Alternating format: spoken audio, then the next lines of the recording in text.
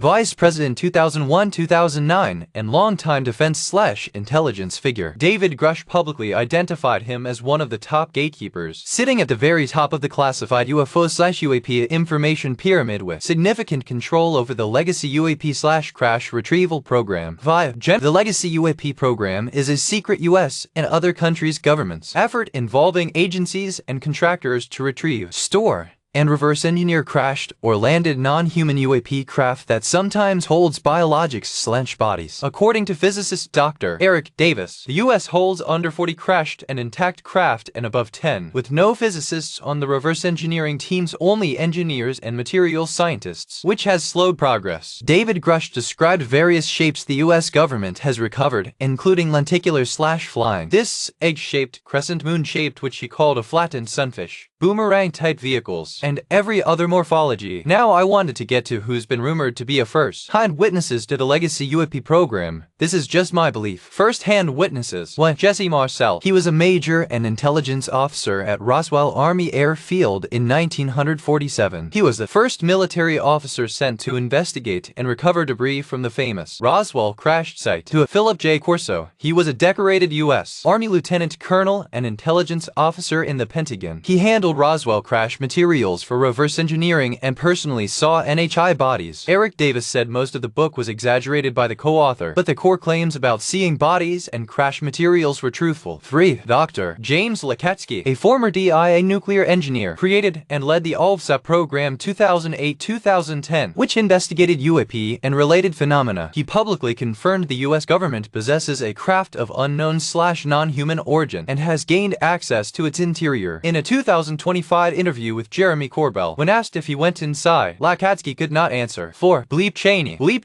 former U.S. Vice President 2001-2009, and longtime defense/intelligence figure. David Grush publicly identified him as one of the top gatekeepers, sitting at the very top of the classified UFO/UAP information pyramid with significant control over the Legacy UAP/crash retrieval program. 5. General James Clapper, a retired Air Force Lieutenant General, served as Director of National Intelligence 2010-2017. David Grush publicly said he was a key gatekeeper who managed the UAP crash retrieval program during his time as DNI. 6. Glenn Gaffney, a former director of the CIA's Directorate of Science and Technology Division. Dr. Eric Davis has described him as central to CIA oversight of the program. George Knapp named him under oath in a 2025 congressional hearing. Gaffney reportedly blocked the transfer of a craft from Lockheed Martin to the ULFSAP Bigelow Group. 7. General Neil McCasland, former U.S. Air Force Major General who commanded the Air Force Research Laboratory at WPAP, which is where part of the Legacy UAP program is held. David Grush publicly outed him as a key gatekeeper or hostile individual involved in managing UAP-related classified programs who resisted sharing information with Congress.